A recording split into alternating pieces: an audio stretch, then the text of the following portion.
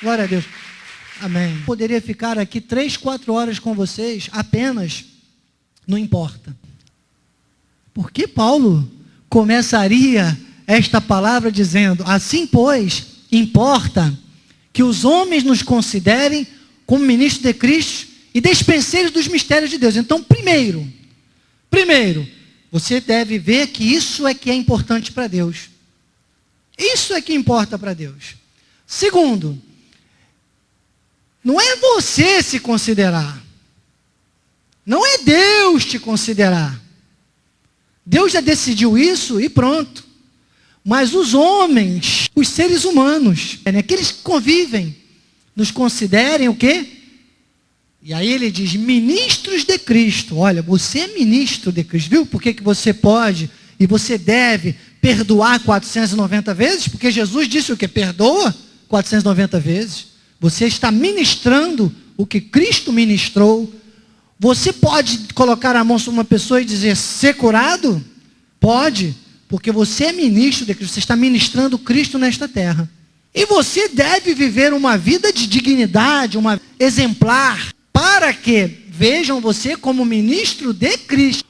Então eu inseri um texto, você pode anotar aí na sua apostila, ao lado desse outro versículo.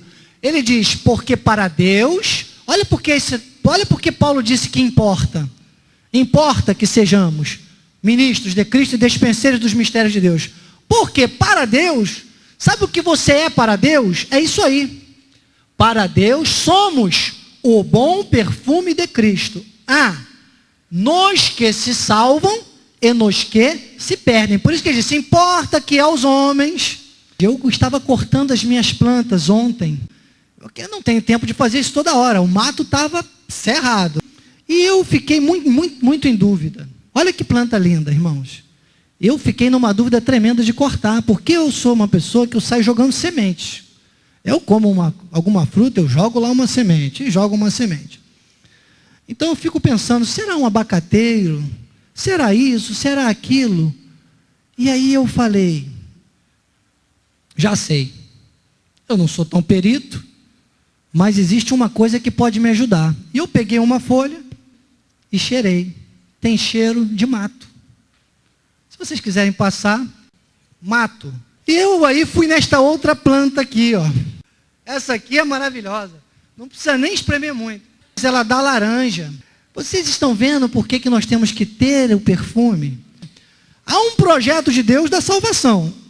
2/3 são os salvos. Estão por aí. Na macumba, no futebol, na maioria das situações, são a maioria. E se você que é espiritual não exalar o perfume de Cristo, uma Alzira, ela já sabia que era laranja, de longe ela identificou. Ela falou laranja, mas eu, diríamos assim, numa analogia, eu ainda estaria como os demais. E eu precisaria, por ser salvo, por ter recebido o dom da fé, de sentir o perfume de Cristo em alguém. Os espirituais com espirituais já exalam. Nós aqui hoje estamos o quê? Fluindo, ótimo. Mas e quando nós estamos lá fora? Aqueles que se salvam, eles precisam sentir esse cheiro. E aqueles que são ímpios também vão sentir, irmãos. Alguns vão chorar, vão ficar encantados, emocionados, vão dizer, ora por mim. Um bandido que uma vez foi nos roubar o carro, eu e a minha esposa, e percebeu que nós éramos cristãos, e o testemunho é muito grande, muitos detalhes, mas começou a tremer e tal, e disse, não vou levar o carro. E quando nós saímos do carro, ele disse, ora para a gente mudar de vida. Se era um salvo, foi lançada ali a semente. Se era um ímpio, sentiu o cheiro do mesmo jeito. Nós exalamos o perfume de Cristo, nos deu o livramento e também funcionamos como uma árvore frutífera e não como um mato. Tem muito crente aí fora que não vive a revelação, não vive a verdade, portanto não exala o perfume de Cristo. Entenderam como é? Isso importa para Deus. Ter o perfume, olha a diferença, olha a importância do perfume. Mas me jogam muita pedra. Irmãos, ninguém joga pedra em árvore que não tem fruta. E quanto mais criança for na igreja, Quanto mais menino for na igreja, mais pedrada vai te dar. Você vai receber pedradas até dentro da igreja. Porque vai ter uma certa invejinha, ver, poxa, está dando, como dá frutos, olha como canta bem, olha como prega bem, olha como tem grandes amigos, olha que... E vão ficar jogando pedra. Ah, quanta pedrada já tenho recebido na minha vida. Quanto mais pedradas você receber, mais glórias a Deus você vai dar. Você diz, glória a Deus! Ele sentiu o cheiro! Ah, ele sentiu o meu perfume de Cristo!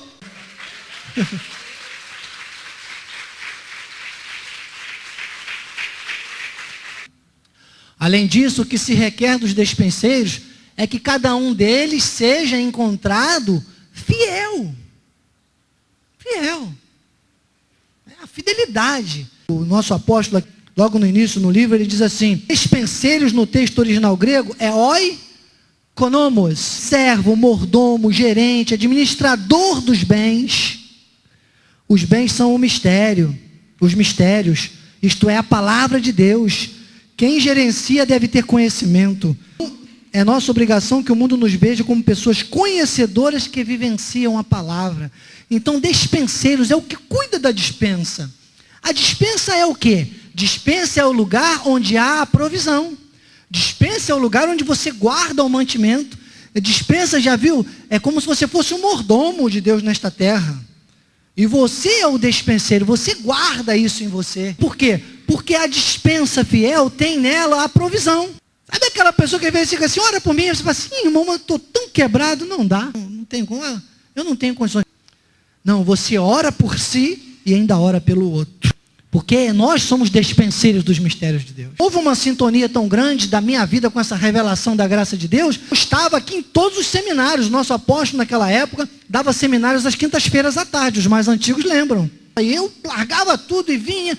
E quando dava uma oportunidade, o pastor Miranda, o Ministério Social, inclusive, brincava muito comigo. Dizia, olha o fominha de microfone. Porque quando o apóstolo falava, alguém quer vir aqui para praticar, eu corria e agarrava o microfone, irmãos.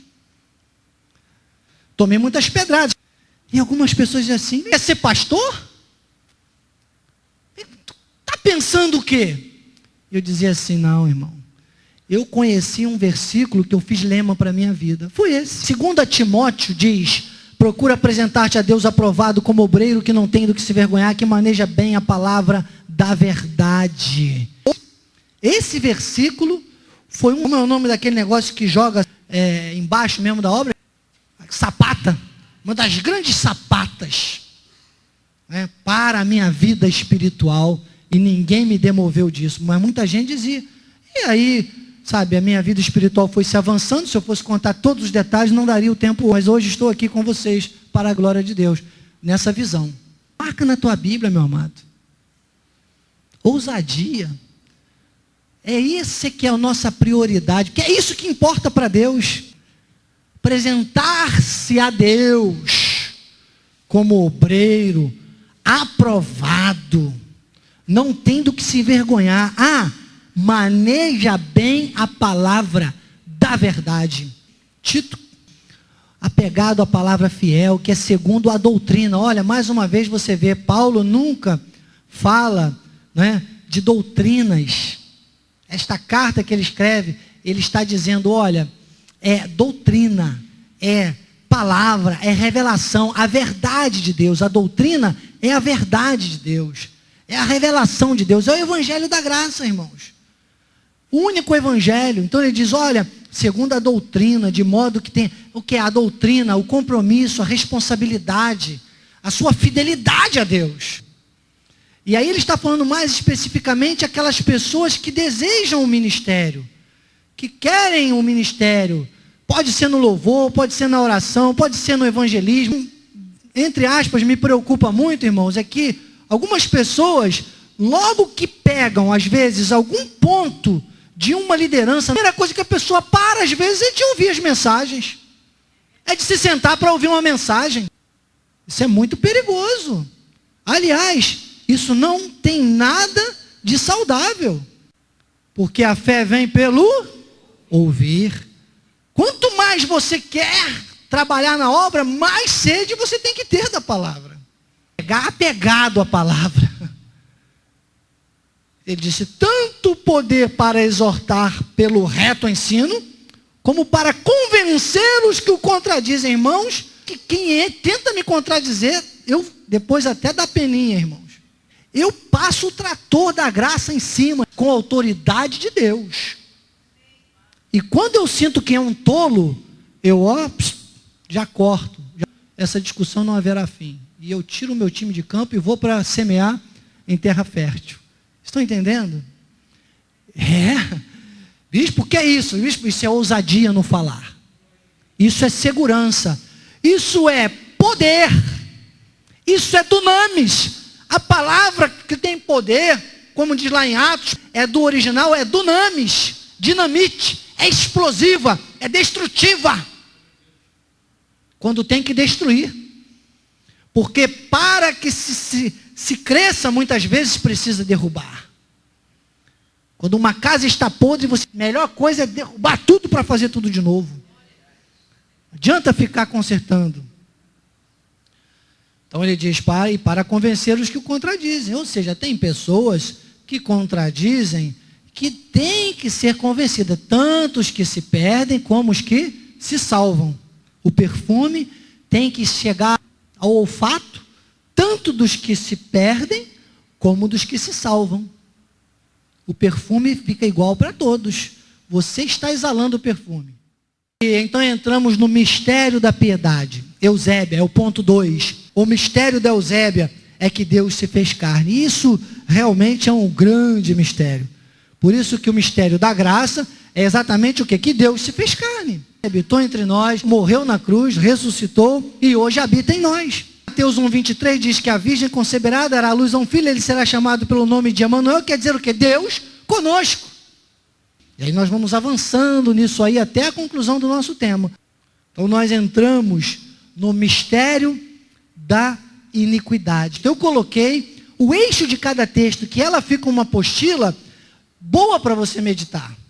Você pega o eixo do texto e você diz, opa, nesses outros versículos esse é o eixo. Então você viu a letra A, grande é o mistério, depois o verbo era Deus, e agora você vê o motivo. Né? Quando, para quê, por quê? Para fazer propiciação pelos pecados do povo. E aí tem os textos da letra C, né? Por isso convinha que em todas as coisas se tornasse semelhante aos irmãos, para ser misericordioso. Então, por que se fez carne? Você tem nesses textos a explicação disso tudo.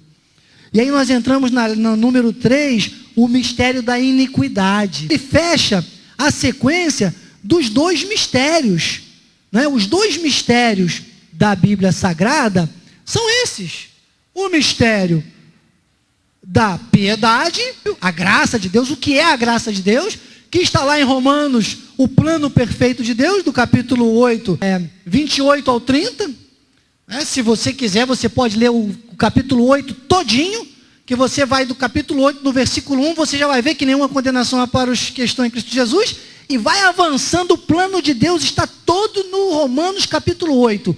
Chega lá no 37, Paulo diz, nós somos em todas estas coisas mais do que vencedores. Aí nós entramos agora no segundo mistério, quer dizer, a Bíblia, irmãos, ela não é um livro cheio de mistérios. A Bíblia é um livro de mistérios revelados aos despenseiros. E aí, então, nós vimos o que? O segundo mistério, que é o mistério da iniquidade. Que está em Efésios 2:2, nos quais andastes outrora, segundo o curso deste mundo, segundo o príncipe da potestade do ar, do espírito que atua agora.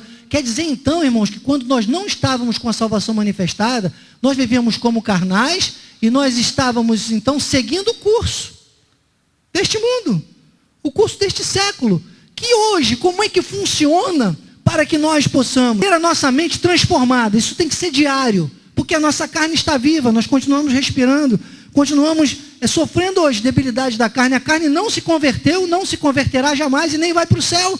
Quem vai para o céu é o nosso espírito.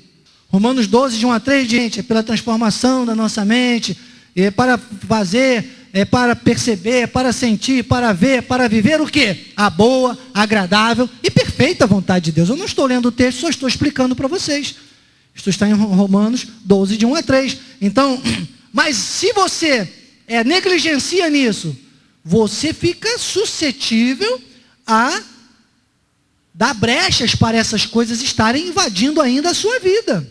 Quem guarda Deus, Deus o guarda. Quem não guarda Deus, dá espaço para situações vexatórias ainda na sua vida, mesmo depois da salvação. Não perde a salvação. Coríntios, quando Paulo fala.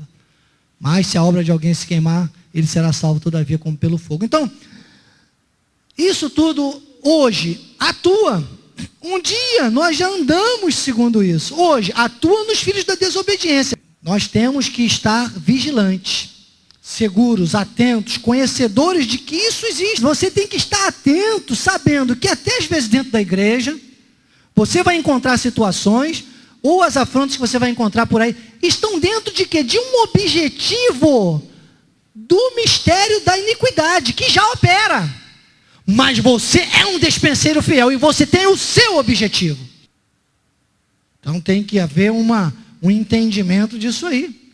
Quando fala, a nossa luta não é contra carne e sangue, mas contra principados e potestades. Essa palavra final da apostila. Identificamos nesta aula os pontos básicos para o desenvolvimento deste tema revelador. Que no passo a passo, que está com hífen exatamente porque é um passo a passo, não de tempo, mas um passo a passo de um estudo sistemático. É detalhe a detalhe, é batendo mesmo o martelo na pedra. Passo a passo, né, eu coloco aqui das próximas aulas, que nos fará concluir que não há mistérios na igreja, porque aí fora tem até um lindo louvor, até gosto muito da voz, há um mistério na igreja. Você vai cantar assim, não há mistérios nesta igreja, aqui só há revelação, há muito crente aprendendo e amando o seu irmão, e por aí vai. Há uma aliança infalível que Deus já determinou desde os tempos eternos, quando Ele nos salvou. Você vai entender. Mas eu coloco assim, que não há mistérios na igreja, mas sim despenseiros dos mistérios de Deus. E aí eu uso 1 Coríntios, capítulo 4, né, versículo 1 e 2, que é o tema básico, requer dos despenseiros e tudo mais. E depois eu coloco, o que nos fará, sem dúvida alguma, crescer na graça e no conhecimento de nosso Senhor Jesus Cristo, que está em 2 Pedro, capítulo 3, versículo 18. O Evangelho da Graça é a ciência que explica a Bíblia. Assim seja, assim disse o Espírito da Graça. Amém?